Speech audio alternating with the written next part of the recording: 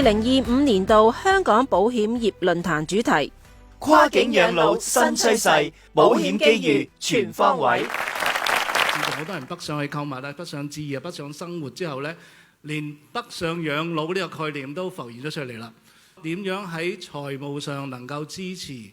呢個生活得更加精彩？而家大家覺得可能退休之後生活嘅年期比自己工作嘅年期更加長。咁點解可以點樣叫做 sustainability 可持續性呢？咁對好多人嚟講呢，都係一個好大嘅構思，亦都係對好多業界提供咗好多機遇。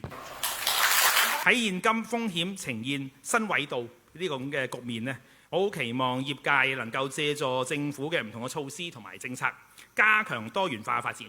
我深信憑住我哋香港喺投資同埋貿易方面嘅堅實嘅基礎，加上我哋保險業咁好嘅根基呢，發展成熟，我哋必定呢係能夠頭先所講啦嚇，5年前嗰個嘅標題一樣，化危為機，共同提升我哋香港國際金融中心嘅地位。多謝大家。3、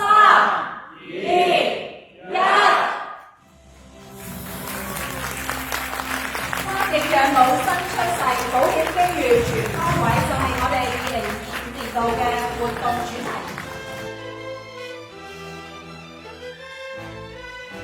灣區養老嘅對手唔係香港安老院，灣區養老嘅對手係香港有請姐姐嘅兩老老人家。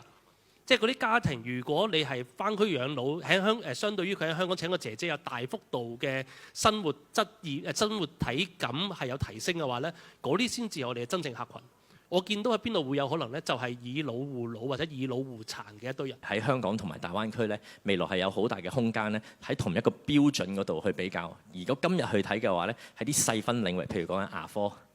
眼科。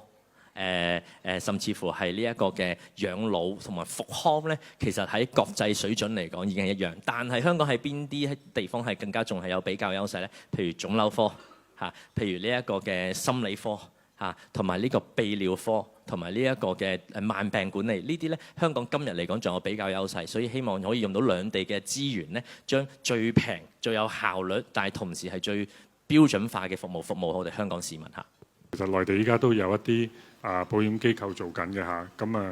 係啊，至於佢要垂直整合，即係通俗啲就係一條龍服務，即係個保險公司亦都同樣經營嗰個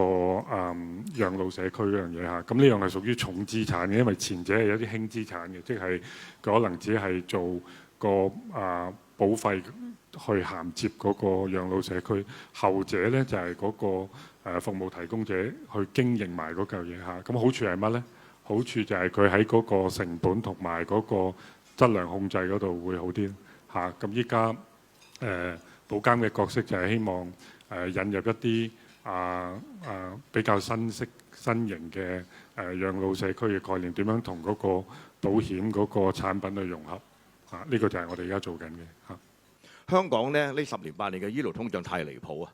太犀利。呢10年嚟講呢，如果你睇翻啲報告呢，即係我見過理工大學持續進修學院個報告呢，由2014年個醫療費用嘅medical inflation 去到2024呢，10年係升咗108.5%。如果我哋能夠接受到大灣區醫療服務呢，其實保險公司可以咩呢？精算師喺度好多啦，可以設計一種係呢，淨係為大灣區嘅醫療成本同埋醫療通脹嘅水平所設計嘅醫療產品，包括住院同埋門診。咁嘅話咧，變成個費用咧就同香港嘅醫療通脹就唔同啦，一定係平好多啦。咁即係但係問題就可能我打緊工喎，我喺香港喎，咁我點樣能夠即係享受到內地咧？我都想香港 service 唔緊要啊，我哋又可以設計另外一個產品，就係65歲以前以香港嘅醫療通脹、醫療成本嚟做基礎，但65歲之後咧就 convert 去到以大灣區嘅醫療嘅成本同埋醫療通脹做基礎，咁變成咧去到65歲咧，保費自然嘅跌翻落嚟，咁佢又 afford 得起喎。內地好多方面嘅醫療咧，其實都好先進嘅。咁啊，問題係將來香港同內地嘅醫療點樣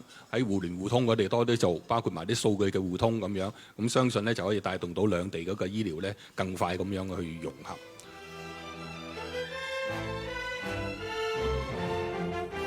一眾嘅評審已經按照既定嘅機制選出咗值得嘉許嘅保險服務同埋產品，傑出儲蓄產品獎得獎嘅公司 ESSA 安盛，傑出創新產品獎壽險財富類得獎嘅公司周大福人壽，傑出強積金產品服務獎得獎嘅公司係香港永明金融有限公司，傑出大灣區醫療網絡獎得獎嘅公司 ESSA 安盛，傑出汽車保險獎得獎公司中國太平保險香港有限公司，傑出創新服務獎大灣區養老規劃類得獎公司中銀集團人壽保險有限公司，傑出自願醫保計劃獎得獎嘅公司係 ESSA 安盛，傑出危疾保障產品獎得獎嘅機構 ESSA 安盛，傑出個人意外保險產品獎得獎嘅公司係香港永明金融有限公司，傑出高端醫療保險產品獎得獎嘅公司係友邦保險國際有限公司，傑出醫療保險獎得獎嘅公司係周大福人壽，傑出流動程式獎得獎嘅公司係友邦保險國際有限公司，傑出創新保險科技獎得獎嘅公司友邦保險國際有限公司，傑出整合營銷策略獎得獎嘅機構係周大福人壽，傑出客戶關係管理獎得獎嘅公司係 ESSA 安盛，傑出客戶服務獎得獎嘅公司友邦保險國際有限公司，傑出企業社會責任獎得獎嘅公司香港永明金融有限公司，傑出環境社會和企業管治獎得獎嘅公司係周大福人壽，傑出財富傳承貢獻獎家族辦公室得獎嘅公司係香港永明金融有限公司，傑出人才培訓與發展獎得獎嘅公司係周大福人壽，傑出新進培育企劃獎得獎嘅公司係香港永明金融有限公司。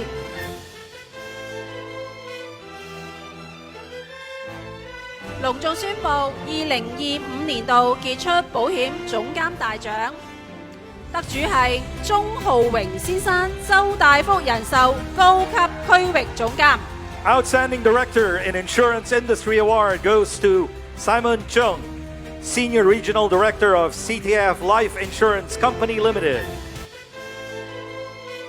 2025年度非凡保險家族大獎得主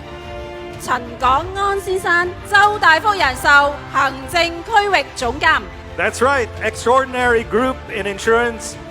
Industry Award goes to Mr. Joseph Chan, Executive Regional Director of CTF Life Insurance Company Limited. 再次恭喜各位嘅得主同埋保險公司，亦都希望保險業界繼續努力，將香港打造成亞洲區內嘅保險業樞紐。Once again, thank you very much for joining us on our 7th anniversary. We'll see you on the 8th year of our forum and, of course, our awards presentation. Good afternoon, ladies and gentlemen. Thank you. Thank you. 下次活動再見。